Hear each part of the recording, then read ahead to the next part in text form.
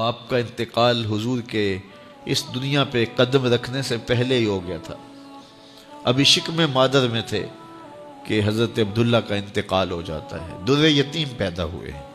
6 سال کی عمر میں ابوا کے مقام پر ریت کے ٹیلے آئے تو وہاں سیدہ آمنہ کی طبیعت خراب ہو گئی. اور پھر لمحے بھی زندگی کے آخری ہیں. سیدہ آمنہ نے محسوس کر لیا کہ یہ میری آخری سانسیں.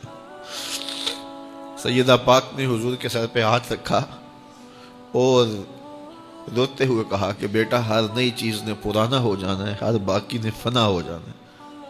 میں بھی جا رہی ہوں. وَذِكْرَ بَاق وَوَلَدْتُ طُهْرًا، لیکن میرا ذکر نہیں مٹے گا، اس لیے کہ تیرے جیسا ستھرا بیٹا چھوڑ کے جا رہے ہیں. یہ آخری لفظ تھے سیدہ پاک کے کہ سیدہ آمنہ سلام اللہ علیہا کا انتقال ہو گیا. خیر حضور ماں سے لپٹ گئے. امی آپ آگے بولتی نہیں ہیں، لیکن خاموش ہو گیا تھا چمن بولتا. حضور نے وہیں پھر اپنی ماں کی تدفین کی. تدفین کے بعد ام ایمن کے ساتھ سواری پر بیٹھ جاتے ہیں اور چمٹ جاتے ہیں ام ایمن کے ساتھ، اور وہ جا کے حضرت عبد المطلب کے سپرد کر دیتی ہیں. تو حضرت عبد المطلب حضور کو آغوش میں لے کے بڑا روئے اور ام ایمن سے کہا کہ میرے اس بیٹے کا تم نے خاص خیال رکھنا ہے. اور پھر انہوں نے اتنا خیال رکھا کہ میرے حضور فرمایا کرتے تھے ام ایمن میری ماں کے بعد میری ماں ہے. 2 سال کے بعد حضرت عبد المطلب کا بھی انتقال ہو گیا.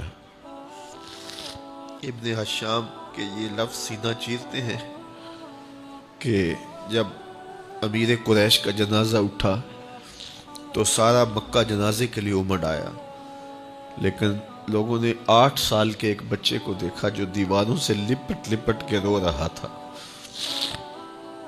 آج یہ سہارا بچھن گیا تھا. پھر چچا کی کفالت میں آئے.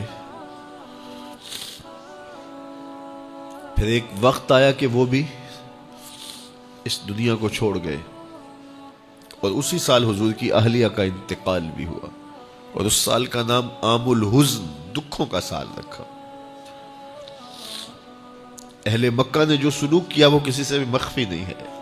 پتھر مارے، گڑھے کھودے، کانٹے بچھائے، اجریاں ڈالی، اپنے گھروں کے کوڑے لا کے حضور کے گھر کے سامنے رکھ دیے.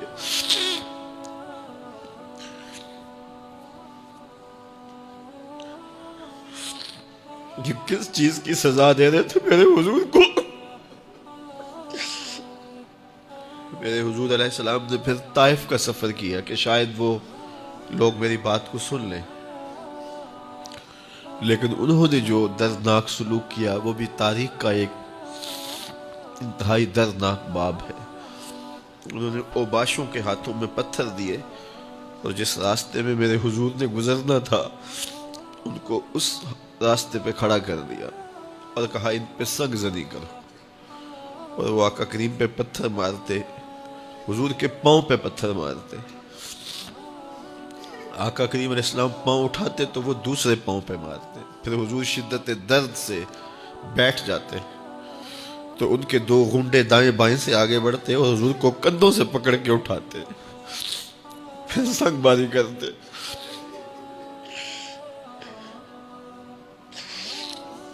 نالین حضور کے خون سے بھر گئے. عذاب کے فرشتے حضور کے پاس آئے کہ اگر آپ بد دعا بول دیں تو ابھی ہم ان پہاڑوں کو جوڑ دیتے ہیں اور یہ طائف کے لوگ پس جائیں گے. ان پہاڑوں کے درمیان آسمان سے پتھر اتریں گے، ان کے سر کچل دیے جائیں جنہوں نے آپ کو دکھ دیے. اب صحابہ جو ساتھ تھے انہیں بھی شدید آرزو تھی کہ حضور ان کے لیے بد دعا کریں، انہوں نے بڑا دکھ دیا. تو پھر حضور کے ہاتھ اٹھ گئے.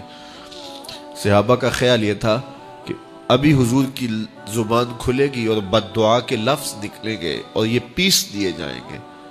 لیکن جب وہ لب کھلے، وہ پتلی پتلی گلے قدس کی پتیاں، وہ لب ہائے دور جب کھلے تو لفظ کیا تھے؟ اے اللہ میری قوم کو ہدایت دے دے، یہ مجھے جانتی نہیں. اور کہا کہ مجھے ان کی نسلوں سے ایمان کی توقع